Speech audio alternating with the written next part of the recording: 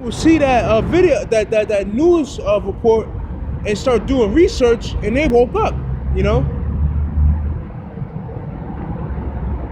nothing can be against the truth, only for the truth.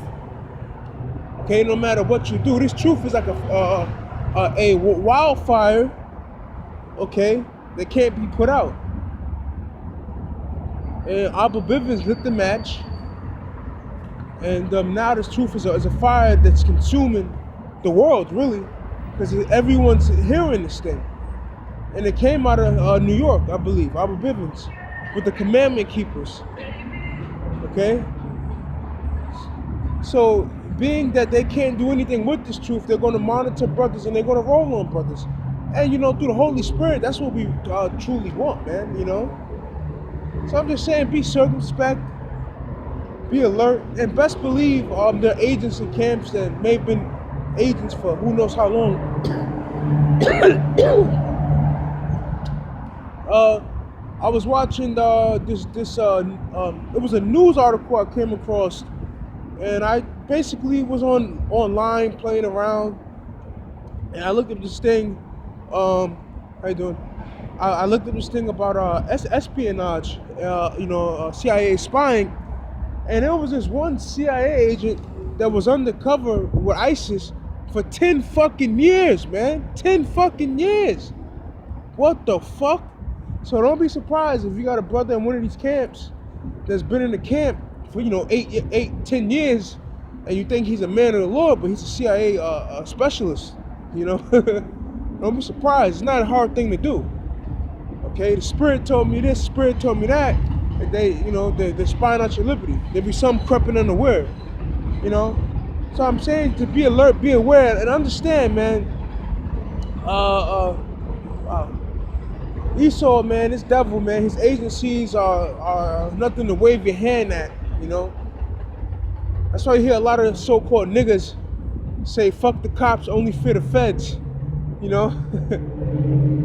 so, because the federal agencies, CIA, they're very smart, very articulate. They study your every move, man. They study how many times you take a shit a day,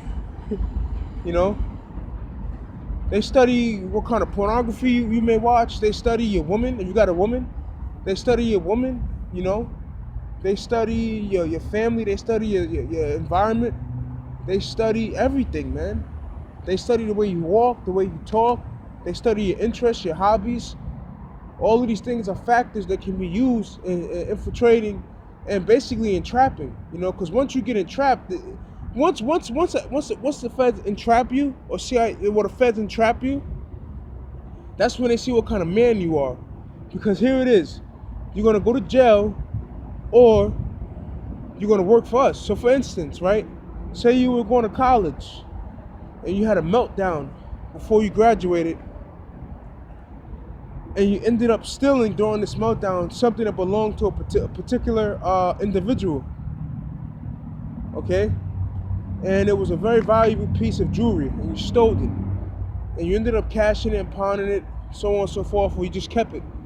The FBI can roll on you and charge you with robbery, with burglary, and then they can charge you with some shit you never even heard of. So now, they're trying to throw you away for maybe 15 years.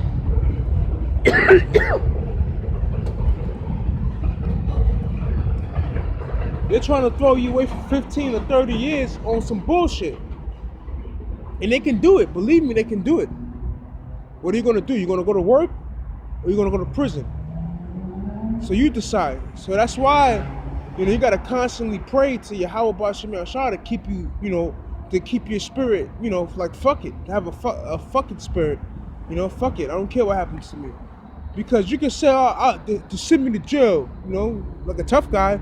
Look, man, not until you're in that position, you're wearing those clothes, and you're really looking at 15 years behind the wall, or you're looking at 15 years in a fucking shoe. Go look up the shoe, man.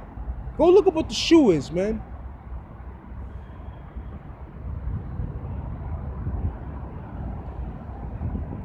Go look up what being in solitary confinement is, living in a fucking cell the size as a house bathroom, man.